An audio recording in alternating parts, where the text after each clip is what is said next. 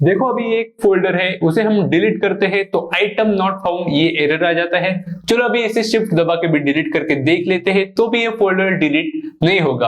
अरे पर क्या सोल्यूशन है ऐसे चिपकू फोल्डर्स का? वाह भैया, तो ऐसे अनडिलीटेबल फोल्डर को बिना किसी थर्ड पार्टी सॉफ्टवेयर का यूज किए बिना सिर्फ हम अपने कंप्यूटर की मदद से कैसे डिलीट कर सकते हैं, ये आज के वीडियो में हम देखने वाले हैं। एकदम छोटा सा वीडियो होने वाला है, इसलिए वीडियो पूरा देखना और ट्रिक काम कर गई तो वीडियो को लाइक करना बिल्कुल मत भूलना। अरे आओ ना फिर।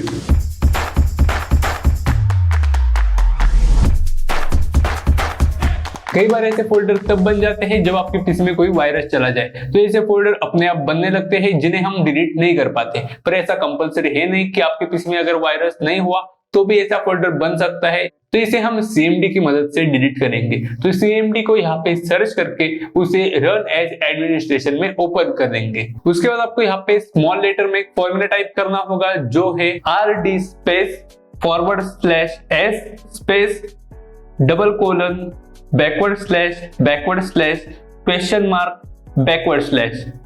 ये टाइप करने के बाद जो फोल्डर आपका डिलीट नहीं हो रहा है उसे ओपन करना होगा। जैसे आप यहाँ पे देख सकते हैं ये मेरा ब्लूटूथ का फोल्डर है, उसे मैं ओपन कर लेता हूँ। इसे ओपन करने के बाद आपको उसका लोकेशन कॉपी करना है। तो ऊपर आप देखेंगे यहाँ पे आके आप क्लिक करेंगे तो आपको उसका लोकेशन पता चल जाएगा। यहाँ पे राइट क्लिक करके आपको उसे कॉपी कर लेना है। अब जो आपने लोकेशन कॉपी किया है उसे आपको उस फॉर्मूले के आगे पेस्ट करना होगा। उसके बाद आप एंटर कर दो तो आपको एक मैसेज आ जाएगा, are you sure me Y और N। इसका मतलब आपको फोल्डर डिलीट करना है कि नहीं। हमें तो फोल्डर डिलीट करना है, तो इसे मैं आपके सामने ही डिलीट करके दिखा देता हूं, इसलिए मैं इसे साइड में रख देता हूं। अब हम यहाँ पे फिर से Y टाइप करेंगे और एंटर कर देंगे। जैसे आप एंटर कर देंगे तो बूम, ये आपका फोल्डर हो गया डिलीट। अरे तो बहुत आसान है फिर। अरे बाबा बघितलं एवढं सोपं आहे। ना ही यहाँ पे हमने कोई थर्ड पार्टी सॉफ्टवेयर का यूज किया, ना ही कोई कॉम्प्लिकेटेड फॉर्मूला यूज किया। अभी आपकी मेहनत और ज्यादा कम हो इसलिए मैंने इस जकास फॉर्मूले को डिस्क्रिप्शन में दे दिया है। सिंपल आपको वहां से उसे कॉपी करना है, cmd को रन एज एडमिनिस्ट्रेशन में ओपन करना है, वहां पे फॉर्मूले को पेस्ट कर देना है। उसके बाद आपको जो भी फोल्डर डिलीट करना है उसका लोकेशन कॉपी करना है और उसे पेस्ट करके Y दबा दो। आपका जो फोल्डर अभी तक डिलीट नहीं हो रहा था वो अभी एक क्लिक में डिलीट हो जाएगा।